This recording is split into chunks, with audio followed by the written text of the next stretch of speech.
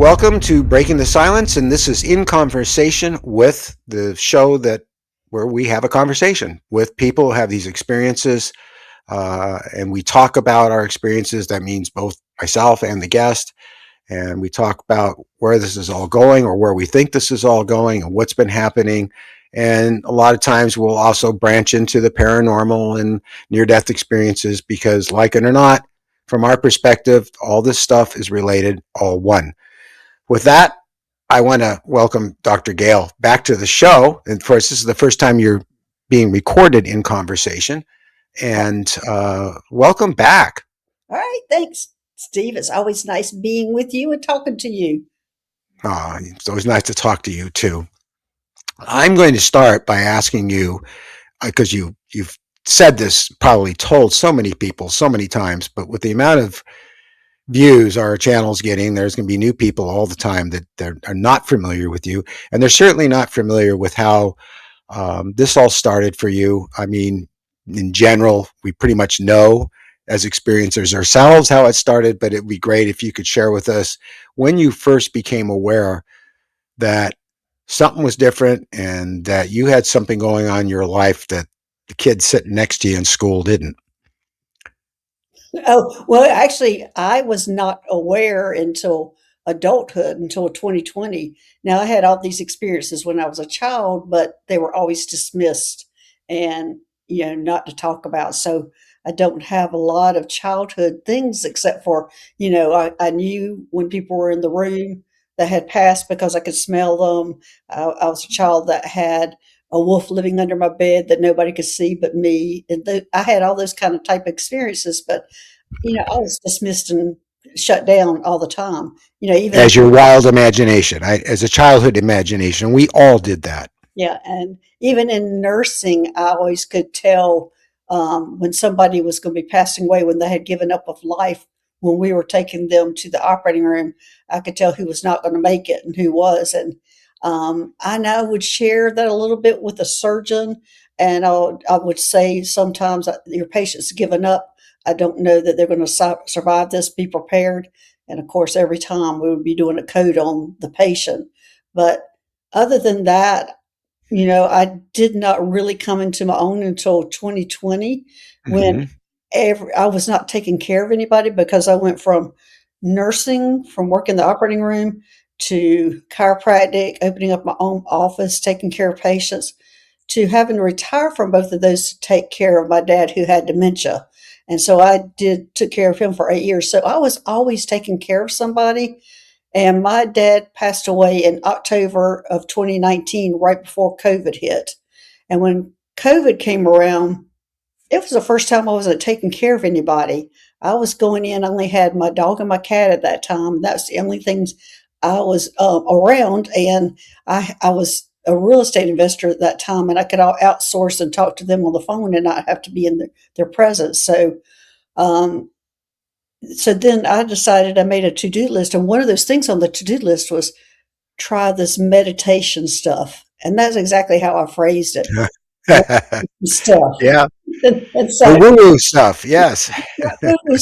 and I decided I was going to try it because everything in my life had been so stressful, from nursing and working in the operating room and opening up your own practice and then taking care of somebody with dementia. Everything had always been so stressful. So I thought it was time for me to, de-stress, trying to learn how to take care of that part of it. So meditation was the thing I was going to try. And I did start it with just 10 minutes, 20 minutes. Then I was doing, YouTube guided meditations.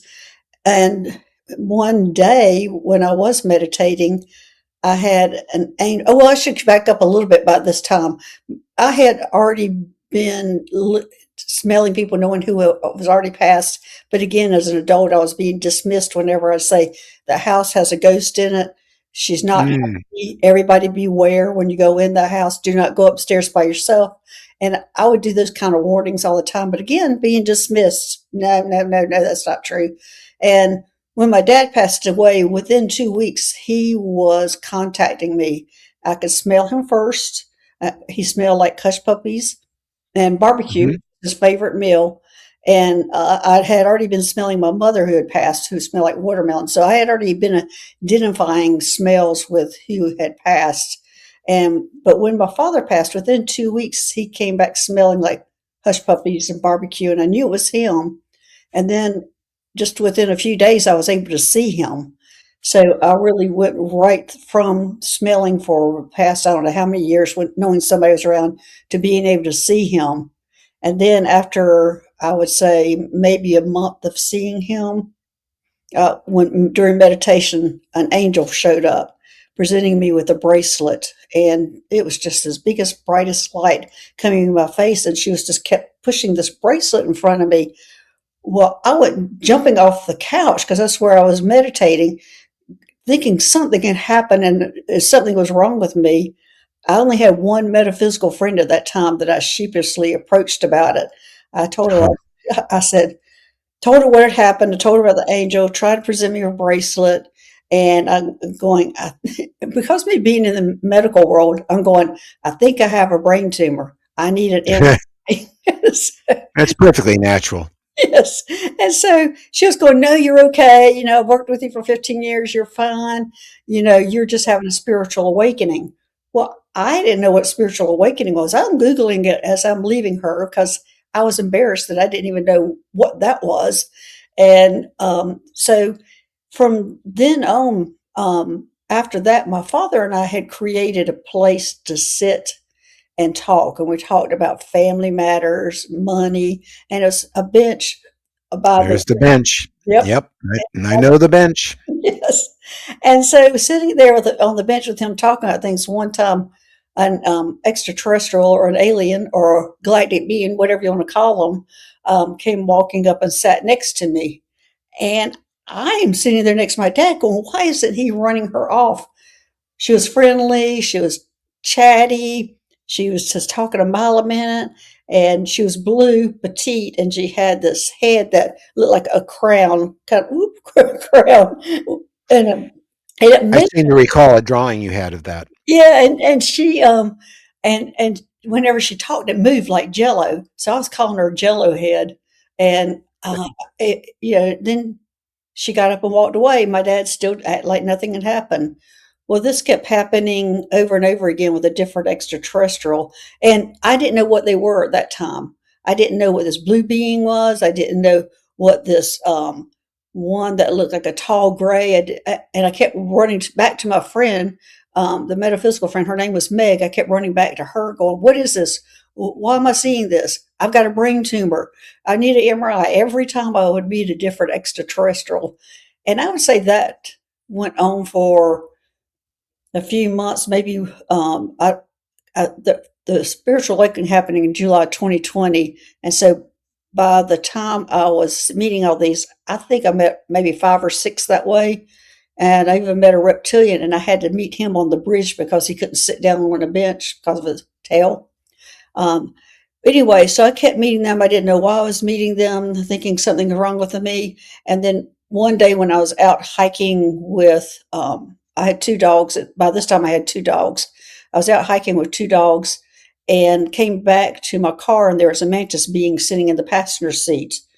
And my dogs got back in, didn't flinch, didn't act like anything was wrong. I mean, they didn't get up in the passenger seat, they stayed in the back.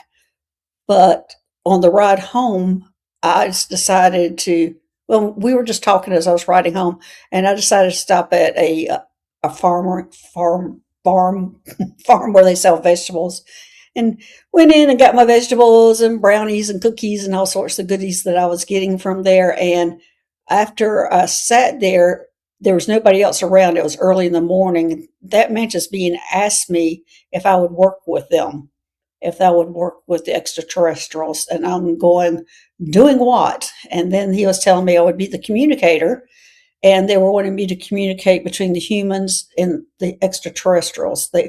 And in my mind, I was thinking that process would take 2 years. I don't know where I got the idea. Oh, they're going to train me for 2 years to do this. This is a lot to train me to do. Anyway, when I said yes, I was immediately thrown into a building, and I was following a man down a hallway looking in different windows with different extraterrestrials that were behind these windows. It's almost like Hmm. jail cells or whatever, but they had windows where I could see in. And I was seeing different ones as we went to each room. And I noticed that I was hearing them talk. Because one of the things I said to the mantis being is, I've been trying to learn Spanish for 2 years. How am I going to learn all these different languages between extra? But he didn't even flinch. And so when I was walking down the hallways, I was noticing I was hearing the conversation with all these different extraterrestrials. They were communicating with each other. And then one of the rooms I looked into was another mantis being, and I had already met him before. And he told me to be quiet about understanding them. Don't tell them that I could understand what they were saying. And anyway, Don't tell who. the guards, anybody that worked in that facility, Right. don't let them know that I could understand them. Okay. And Because it's telepathic. I mean, it was telepathic, and I didn't know what telepathic was at that time. I didn't know okay. what was happening. I didn't know why I was hearing these words. I didn't know why I was You hearing just know. them. I just knew. And I realized when I was looking at the guard and his mouth wasn't moving and he wasn't acknowledging that this conversation was going on, I realized something was different and that he Hmm. had no idea what was happening. And so, anyway, I was upset that this mantis being that I knew I had met before in the lineup of meeting different extraterrestrials. And I asked them why he was there, and I wanted him out. He did not need to be there. And from that, I threw a little hissy fit in the hallway.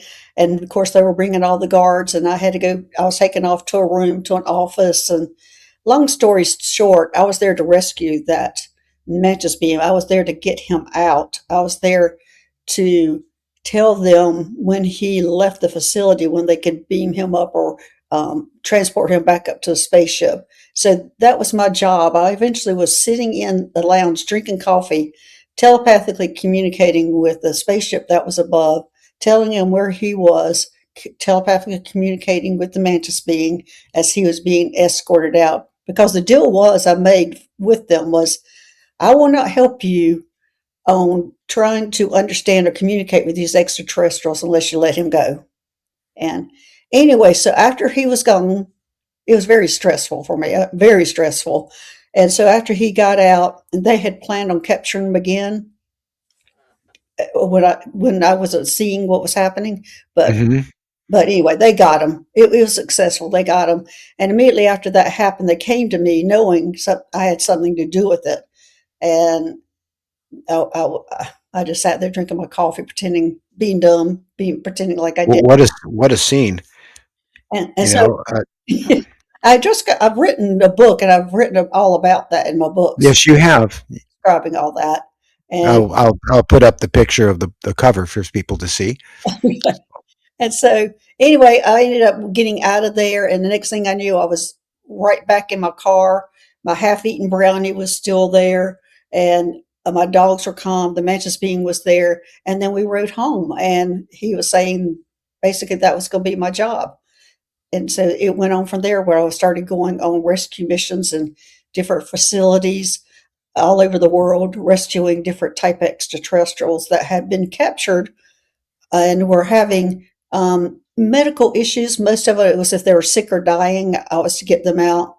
Common ailments were the Arcturians had breathing issues. They needed a cream to be able to tolerate Earth, to be able to breathe on Earth.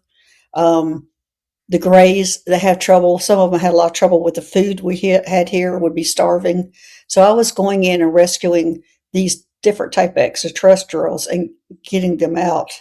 Now, all along this way, I kept going, why me? Why did you choose me? Why am I? Yeah, I was going to ask that because there's obviously something about us being human that gives us an ability over their own presence Exactly. to have you do that. That So, eventually, when my answer was all the time going, why me? They said, because you look human. And I kept going, of course I look human. And finally, it took me a long time to figure out it was because I didn't look like an extraterrestrial. I am human. I look human. I could get in and out of these places.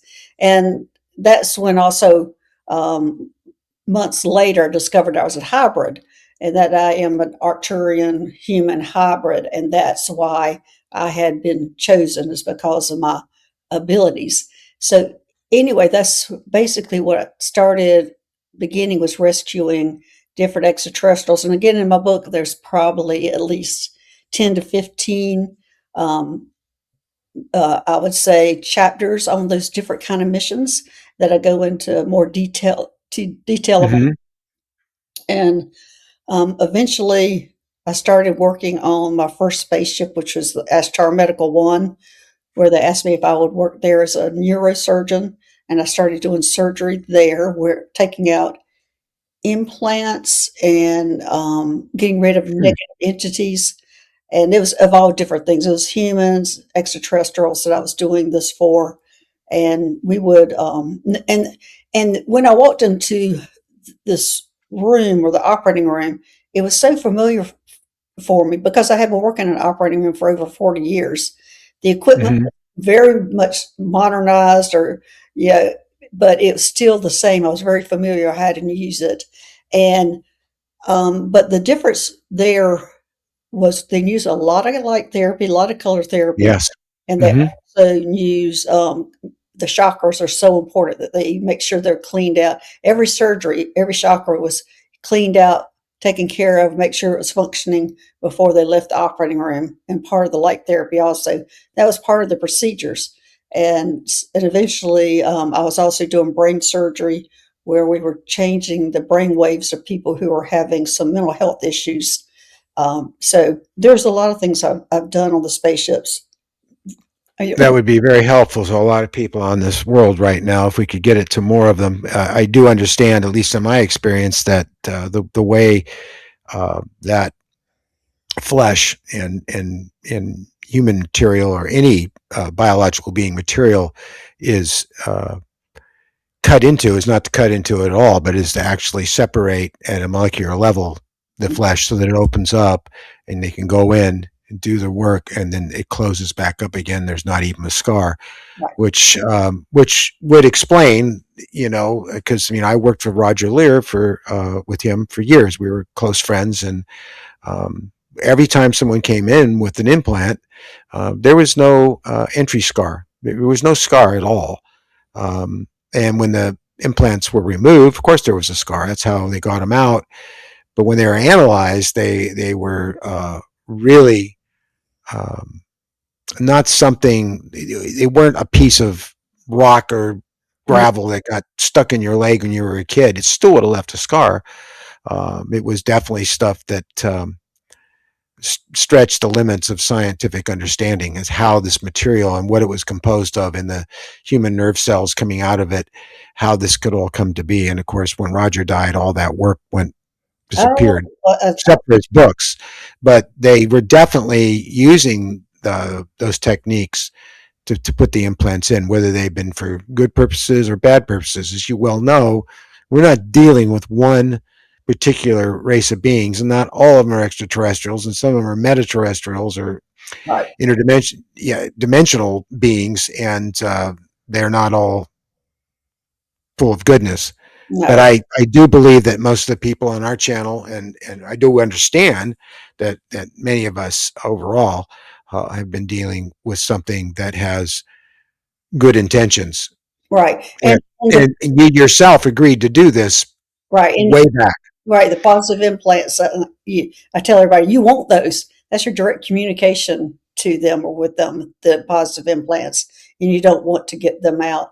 No. The negative implants you do because usually the negative implants are usually with gifted people that they're trying to hold back. And I was getting rid of this, but no, I was going to say what I was using, Steve, was a syringe with a fine needle in it, and put that implant in with that Hmm. syringe, and also I could remove it also an implant that way. So you did not have an incision. You did not Oh. have incisions, and I was just using, and it was a piece of equipment that we would it would be equal to X-ray equipment, like we call it a C arm that goes over the body, and you see as it goes it takes shots or pictures as it goes in, as you're going in and putting the implant in or taking it out. So you're seeing every movement of that needle, that fine needle that's going in there and doing that. And so the implant's a tiny little thing, and then once it's inside, it expands. It Right, multiplies and grows into and fuses with the nervous system. right. It's like putting a ship in a bottle. Yeah, fascinating. I was getting that as you were talking to me about it. It was I was just getting it as I was seeing the whole thing. It was really something. And when I go back to being in the OR with Roger, many times removing those implants, um, just looking at them and the analysis that was coming off of them was amazing because there was no way they got in there with the traditional method of cutting you open, putting it in, and stitching it back up. It just wasn't there. So that would explain a lot, the syringe and the fact that, and then it just came into my mind as you were saying it. I could see the darn thing. It's very tiny. You can't, so tiny. It's can be injected and then it grows. Right. And also there's some that is Wow. almost like paper that can be folded up that you put in there and it expands. Wow. So eventually you ended up working also with the hybrids, but before we go there, Well, actually, that was the Astro Medical One was the hybrids. That's a hybrid right. spaceship, and that's where I found out I was a hybrid. Did the visitors that you are dealing with, did they describe themselves as extraterrestrials or did they not describe themselves at all? And No, their craft, were they actual spacecraft or were they mm-mm. interdimensional craft? I'm just curious about that because for myself personally, um, Well, I've seen the disc over my house, all black, unlit, and I've seen the light come on and the blue light come and up you go and all that kind of stuff. But I never got the feeling that it was truly a spacecraft, even though I could see out the window and I could see the Earth and the stars outside. I never got the feeling that it was, in a traditional sense, a spacecraft. What do you think? well, the beings that I met in the beginning, I felt Hmm. like it was just a meet and greet. There was no information because I would always ask them, "What's this all about? Why me? What's going on?" And I would never get an answer. They will say, Yeah. "You're not ready for it yet. You're not ready for it yet." So when I started Yeah. working on, okay, I'll have to back up before back up here. Um, Yeah. First time I went on a spaceship, it was in my backyard, and it was the first time I saw an extraterrestrial standing in front of me. Because before it was like during meditation, and this was kind of during meditation, but it was more like, oh gosh, that what's happening? Because I got up and walked and followed him out to the spaceship, and Right. I had every human emotion that was going on with fear. Am I being abducted? Why am I following him? And there's another being at the top of the steps. And anyway, I went in there, and eventually they were the ones that taught me how to fly a spaceship. And then that's when I started going on those missions. Yeah, you drive them with your consciousness more than anything. Yeah, yes, and humans have so much trouble with that. Oh my gosh, trying to Yeah, well, it's a good thing because some of those craft are in the hands of some very bad people that are using them, want to use them as weapons against us. right, I mean, all of us, not just the people who have these experiences, but the human population who wants no more than to live in peace and enjoy their lives and be free. right, So, do you get the feeling that their presence, as I certainly get the feeling, and I don't want to, put things in your mind, but I'm sort of asking a question, and that is, with the work I've been doing is that I keep getting all this stuff about they have bad intentions and everything people who are afraid of them tell me is what I feel for my own race, especially in light of recent events. Um, you know, uh, they take us against our will. They make us do things. They cut us off. They do all these terrible things. But my personal take with the beings I'm dealing with is that they want us to fix this, but they're helping us do that by empowering us with knowledge and maybe hopefully getting our abilities we once had back fully. But there's a problem with that, and that is that we still have this brain that's not really us, but we are fused with, and it has a fight or flight mentality, and it's got a genetic memory going back to the caves when we would fight and use violence to protect ourselves. right. if we had our abilities back, we wouldn't have to do that. If somebody wanted us to do something against our will, they just couldn't do it to us. They Right. just wouldn't have the ability. It wouldn't have any power. It didn't matter how much money they had. They had a gun, anything. It couldn't stop you. Well, recently I've been um, pushed to think about our bodies as separate than our souls. Our Yes. Oh, absolutely. come into these bodies and we're trying to upgrade them, which we're going through a lot of pain and anguish trying to upgrade them, bring our 3D bodies along to our soul, I would say, what our soul wants. So there's kind of that constant battle there also. But our souls did sign up for this experience. Yeah. And I hear this all the time, and I know that to be true of myself. And the experience I had the other day, I talked about in our group meeting, private group meeting last night, was that I was in meditation and I saw the praying mantis again. I've never seen one till a couple, 2, 3 months ago, and I did that painting of them, but I didn't get much. I woke up remembering it and I remembered what happened. I remember coming to and I'm sitting with all these people and it's an auditorium and there's someone on the stage talking, but my focus was I felt something burning a hole in me and I looked over and there it is looking at me. It says, I know you can see me. And that was all I remember. But Well, in meditation, 3, 4 days ago, and I wrote about it on my Substack and on the website. I'm in meditation. I said, am I going to have any more communication? And then that happened. I saw him again.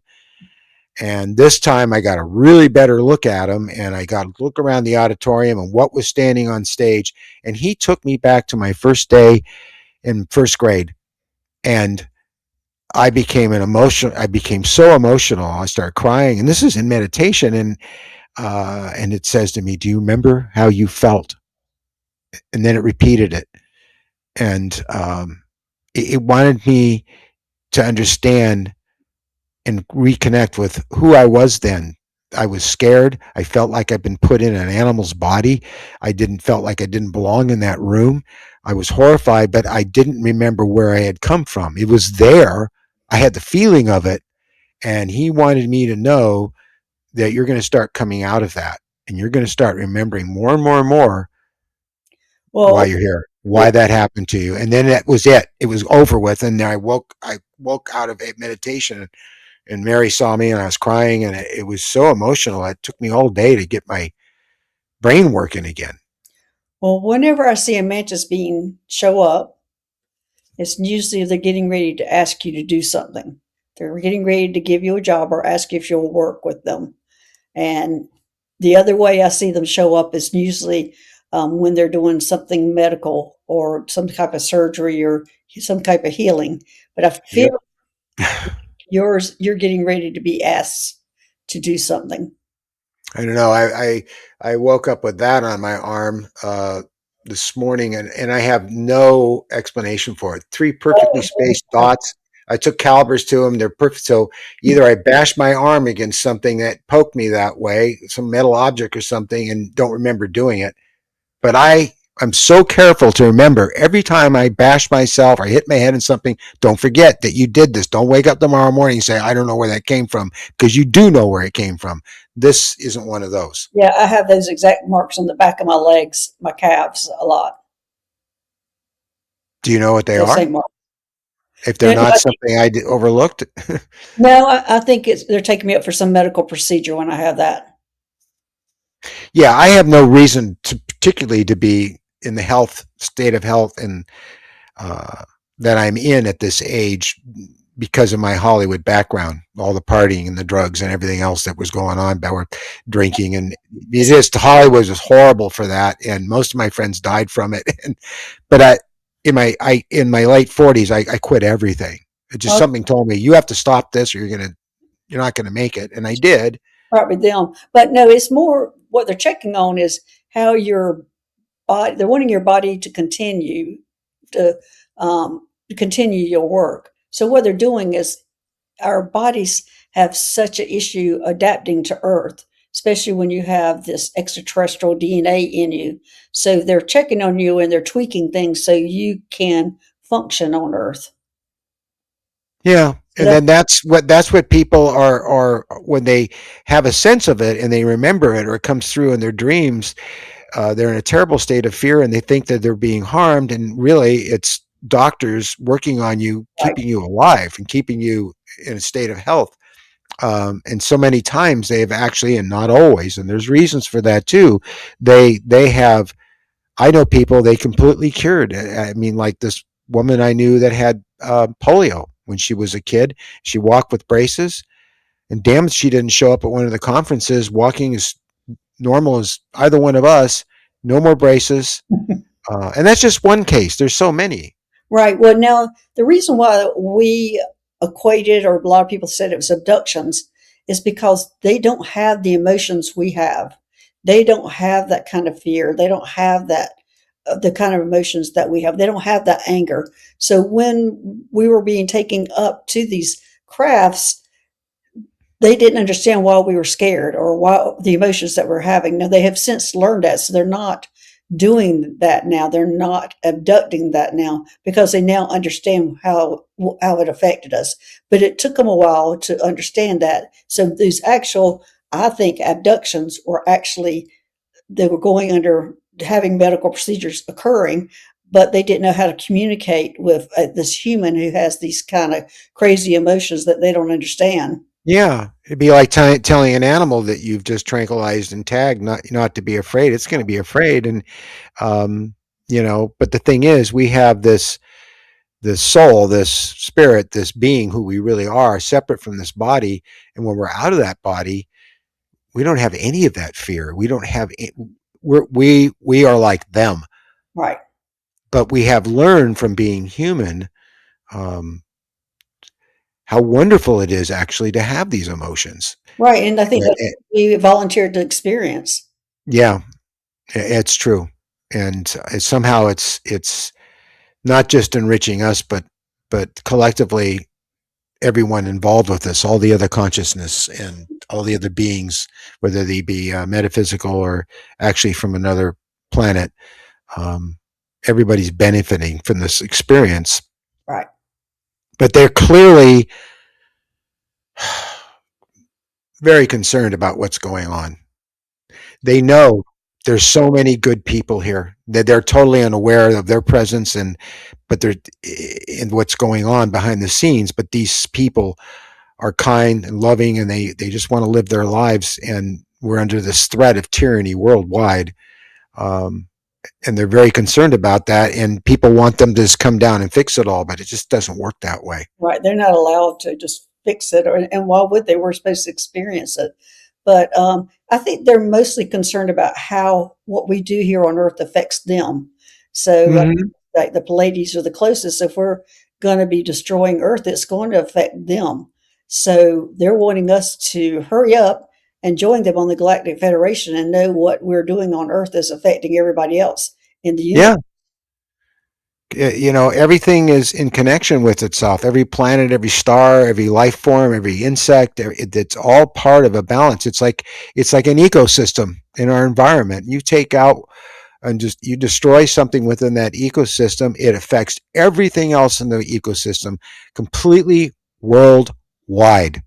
Right. And this is just Earth is a microcosm of the entire universe Mhm. and universes because it affects them too. Yes, because I get all the time, why are they coming down here and taking care of our politics in the US? And I'm going, do you realize how small the US is compared to what they're looking at? I said, Yeah, that's our I whole, know. that is not their whole world. They're looking at a galaxy and then different universes. Do you think if we ever do get to a nuclear conflict, and I'm asking you this because I have been told this, that if countries start launching those horrible things at each other, they have no excuse for ever using them. Nothing will justify it. And as a result, they may launch them, but they won't work. They'll malfunction. Every single one of them will malfunction. And Yes, I have seen that where they have gone and disarmed a nuclear weapon. So yes, they but we don't know they're disarmed. That's what I'm thinking. no, we won't, but they do. I Yeah. I don't know that we'll ever have any kind of nuclear weapon that will function because they'll take care of that. That's the thing that does affect them, and so they're just not going to let it happen.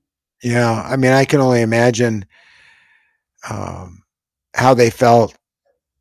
Everyone felt who was affected by the Earth beyond us when they were doing all those tests. I think that's when they came. When that's when there's Yeah, that yeah, well, sure. I mean, I think they've been here for a long time, but they prior have. to that, but they really stepped it up after 1947, and because we were starting to test those damn things underground and in the sky and in the environment and on islands. We destroyed whole islands and whole environments to test those damn bombs. And to be honest, I felt like it was a bunch of bullies in the military sitting there going, "Let's blow something up." Oh, isn't that great? Well, that's what they. Yeah, it's just I horrifying. And think that's when the extraterrestrials got involved. I think they've always been here because we've been an experiment, but I think that's yeah, the wake up call. Like we've got to do something about this. well, needless to say, this is going to be a very controversial conversation we're having, Dr. Gail. Um, You might have to bleep this out. we might have to bleep some people out. Yeah. Um, do your when you were seeing the praying mantis like that? Mhm.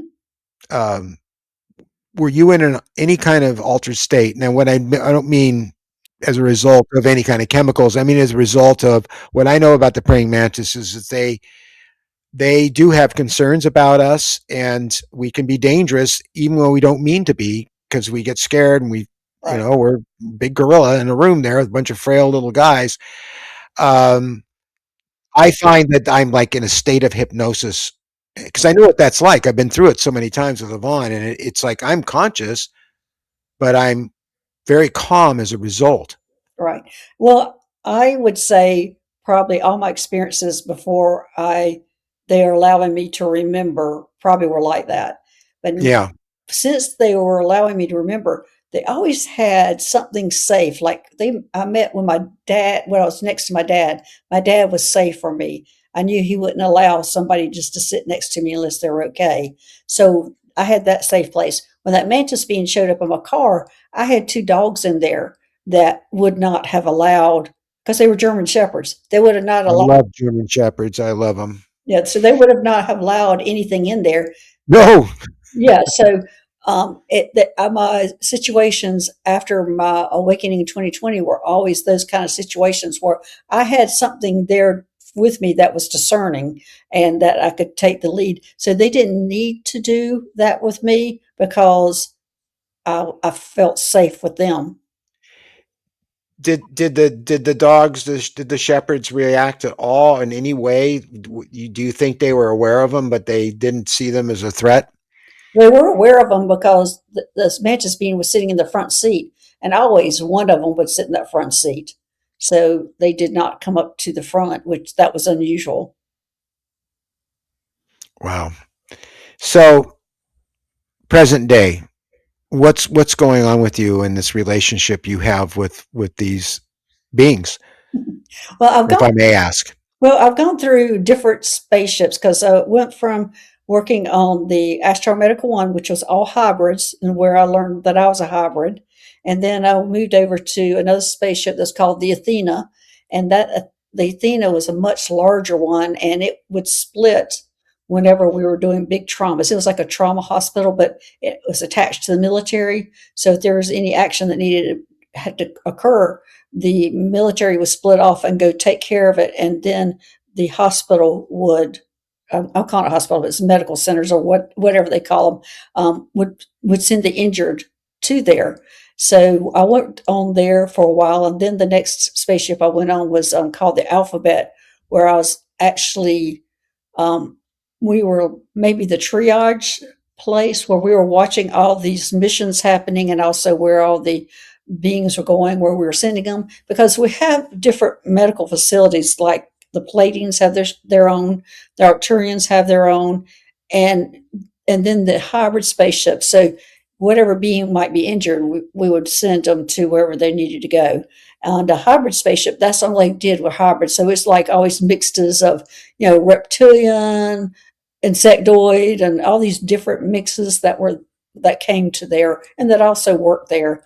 And I was the only human looking one on there. So when the captain told me everybody who on the spaceship is a hybrid and all the patients are hybrids, I didn't think I was included in that at first until I went walking out the hallway and I went, wait a minute, I'm working on this spaceship. And then that's when I realized I was a hybrid because he said only hybrids work here. So when you refer to the military, are you referring to our military, or do they are they actually in conflict with someone? It's not they're in conflict. It's well, the first mission we did on the Athena was, I think it was like 1,000 children, or no, I think it was 10,000 children had been captured. And I'm not going to go into the details of any of that. But they had been captured. So the military side had to go in and get them out. And then we brought the children in and helped them. Hmm. I haven't heard of that before. I have heard that there have been, uh, it's not all golden light out there and love. I mean, it is, but there's, it the universe, the very nature of the universe is yin and yang, and you can't have one without the other. You will never be able to see the stars without the blackness of space, and so on and so forth. Well, these are human children, and they have been Right? captured by humans. But it They've was, been kept by humans. mhm, yeah, So you're talking about our black ops grabbing kids that have abilities, and they want to harness those abilities to weaponize them. I know about that because during the 50s, I have a very strong memory of being taken at night by a sedan and a couple of men in hats of that era and taking me off to my school I went to. And the school was all dark. It was lit where it had to be lit. And there were kids there in my age group, and they were all in their night coats. And I don't have time here to go into all the details. I did go into it in a show I did, but um, they were looking for something in us, and they were taking us. They talk about being abducted against your will. yep, That was abduction, and abducted. that was by human beings. And I'm pretty damn sure that my parents knew what was going on and really didn't have a much choice in the matter. My dad may not have, but my mom certainly did, because years later, before she passed away, she opened up about it, Yeah. and she Now, denying it all these years. So now, the ones that we were rescuing were humans that did that, but it was also being, I would say, controlled or led by a reptilian race. So there was a combination, and that's how we ended up being involved.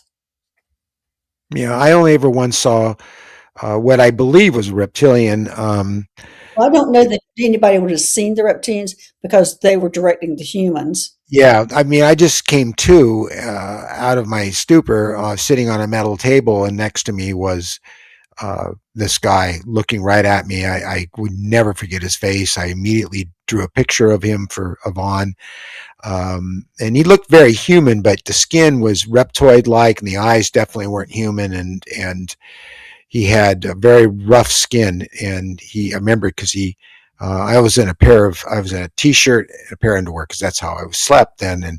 And I wanted to get off the table, and I was kind of like, okay, you're interesting. And I started to get off, and he put his leg behind my leg and kind of wrapped around to the front, and I could feel the rough skin on me. And he said, "Where are you going? You're not going anywhere." His mouth never moved. Right. And so that was my only encounter with what I think was a reptilian. It may have been something else that made me think that's what it was, but I didn't get bad intentions from him, but I did get the sense that he was in charge and I wasn't. Right. Plain and simple. I am writing about that in my third book, not going into quite a lot of details, but I'm down telling the story in that book. Yeah, sure. I mean, we have an hour, and so we have to truncate some of this stuff sometimes, but it's important to get the message out there. Um, and your book's available on Amazon, is it? Amazon. Mhm. It's on there. So you published it there. Okay. Um, so I'll be able to find it, because I want to be able to share that in a link down below. Oh, thank you. Yes. You can't see it now, but when you see the show, it will be there. Yeah. And you've done two books. I've written two books, and I'm on my third one now, and Okay. so there'll be I think there will be a total of four eventually, and yeah. So the next, I would say after I left the alphabet, the next thing I was doing was it seems like to me most of my things later were dealing with children, and the next thing that happened was we were having to go around and take these hybrid children that we had placed with human parents or hybrid parents, and because the list had gotten out of where they were located, and so they were trying to find them to not allow their abilities to occur. So that was one thing, and so I created a place on actually my original spaceship for a clinic for these children to go in and be safe until that was taken care of. And there's a lot of details to that too. But that was probably the last missions I was doing at this time. So it's been quiet lately. It's been quiet, but I think we're kind of still working on that issue. Yeah, it's. I thought it was quiet, but recently it's been less quiet. And um, Well, I know something happened last night, but I can't tell you what happened. I have just little flashes of it, and I'm sure it'll come out later, but or maybe it won't. But I do remember um, sitting at the dinner table with Mary, and I heard a sound I'm very familiar with. I haven't heard it a lot lately, but I heard it a lot during the 90s, and it's this low rumble. And I mean, it's powerful. And so I go outside, it's not outside. I come back in, it's inside. I Other people can hear it, but not as loud as I hear it. And if I do this to my ears, I can hear it inside too. mm, And when that happens, I know something's going to happen, or at least I feel it's going to happen. And when I got in bed last night, I was in the bathroom getting ready for bed. I heard it again, and I got into bed, and I could still hear it. Mary was asleep by that point, and um, I have that feeling today of just like I've been through something, and I'm right. Well, tired. I'm tired, and I wouldn't say I feel terrible, but I just don't feel well. And right. yet tomorrow I feel great. Yeah, I think It's, that's the trend every year, and the trend is from like January till April, we're getting all these downloads and upgrades and things, and we all are feeling sluggish and tired. And then here comes spring, May, and then those things that we were being gifted or uploaded start showing up what they are in the spring. And I'm it's finding, like it's their time release. That's what Susie Henson talks about, and I believe she's right because I got more about the mantis. I didn't need it. I wasn't allowed to know a lot when it first happened, and then 2 3 months later, I get more. right. So, and I'm just kind of seeing that as a trend every year that the first quarter of the year we're getting the information. The second quarter we start remembering and it starts surfacing. And by the end of the year, we're using that information. And Dr. Gail, as we're getting close here, I want to talk about something that I think is pretty important, and that is when we first started the channel, we had a lot of nuts and bolts people coming in, and the nuts and bolts people are interested in abductions. They are interested in what they call abductions, and they're interested in the I saw the craft. It killed. My car died. They came and got me out. They pulled me inside. They did medical procedures to me. They want to hear all that, Right. but when they talk the way you've been talking and other people are talking and I've been talking, they're saying that's going too far. I can't accept that. Um, Well, what do you say to that? I know what I say. I don't care. It's because this is there is I don't have to prove this to you. no. I'm just telling you what happens. And that's what my channel is all about are those people because those people are needing a place to say, okay, this is okay and this is happening. And Yeah, so the people usually that's why we're here.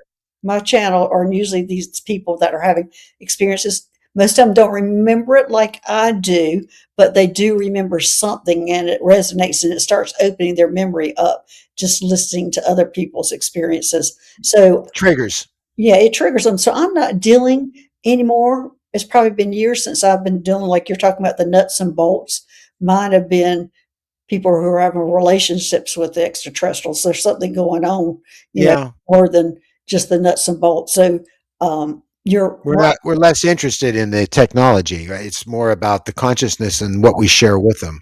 And that's the first thing people ask me a lot of times in the interview, what do you have to show to prove it? And I said, I don't, and I don't want to have anything to prove it because if I did, if I showed you this piece of equipment or piece of whatever, that's all you would focus on. You wouldn't hear anything I have to say except for about that, whatever that is that's in my hand or that, Not to mention, you'd or, get a knock at the door. yeah, or that picture that, or that I took.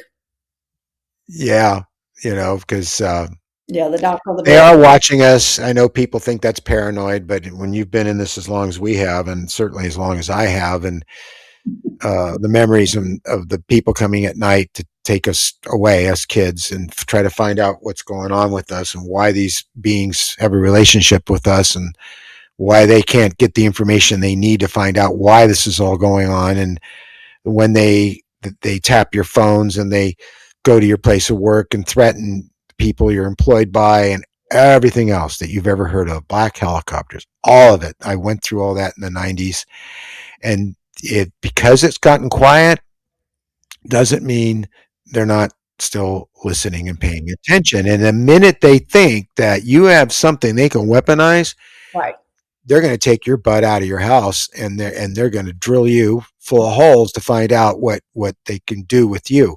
And I'm not sure that's not happened already with some people, and it's worrisome. right. But at the same time, do you feel that you're being protected? I'm very much being protected. And I'm always told I'm being protected. And I think when you're talking about being shut down, I think sometimes when I'm going into some territory that they're thinking might be a little dangerous, they shut me down on the YouTube. And I don't think it's anybody at YouTube or the government. I think it's my guides protecting me. I think they'll just shut it down and let me reset and think what I'm talking about, which that hasn't happened to me in a long time, but has made me think about it more. Wow, that's a very interesting perspective I hadn't considered because when I was having uh, my talk with Jason Martell of Ancient Astronauts fame on the History Channel. In fact, his show is running tonight at 4 o'clock. Our shows are always at 4 o'clock every Friday, like the one we're recording right now. When we got to the part about, and I didn't even want to say it, but it was a very sensitive issue between talking about how our government was trying to weaponize the technology and what its uses could be. He brought up a dirty word, not a swear word, but to them a dirty word, and immediately my internet went down. Right. See, I think that's And protecting me. now I was thinking those rotten turds, they're knocking me off. I'm thinking our people. I never considered it might be them saying, "Oh no, you don't want to talk about this stuff because they might hurt you." Right. Exactly. They're protecting Interesting. That's very interesting, and thank you for that you. because it's something to You, really consider. you can say thank you to them because Yeah, yeah, yeah. you don't want them knocking on your door. Right. So, Dr. Gail, before we sign off here, is there anything you'd further like to share with the audience? I think we covered a lot of topics and we got to hear a lot about your personal experience. A lot of topics and just kind of just the tip of the iceberg because I couldn't. Yeah. Well, that's why it's called In Conversation, because we can always come back and continue the conversation. Right. I would But say, an interview is an interview. And that's where I sit there with 50 questions and I say, so when did this first happen? Why do you think it happened? Where is this going? How do they fly? That's boring. yeah, it is. For me and you, it's boring. A lot of people might not be, but, but, Well, yeah, you got a point. But yeah. so, but I would say, I think people are waiting for that moment where we're going to have a spacecraft land in the White House and go Oh, reveal. yeah. And it's not working like that. It's going ground up. We're all being exposed to it. We're all getting used to it. We're all going to have to help our family members and friends when something like that does happen. They're getting us used to it. So we're going to be able to nurture these people who it's going to be such a shock that we're going Yeah. to be able to be the calm person to explain things to them. And so I think that's the way disclosure is happening now, is getting us prepared to take care of the people who are really going to be traumatized by it.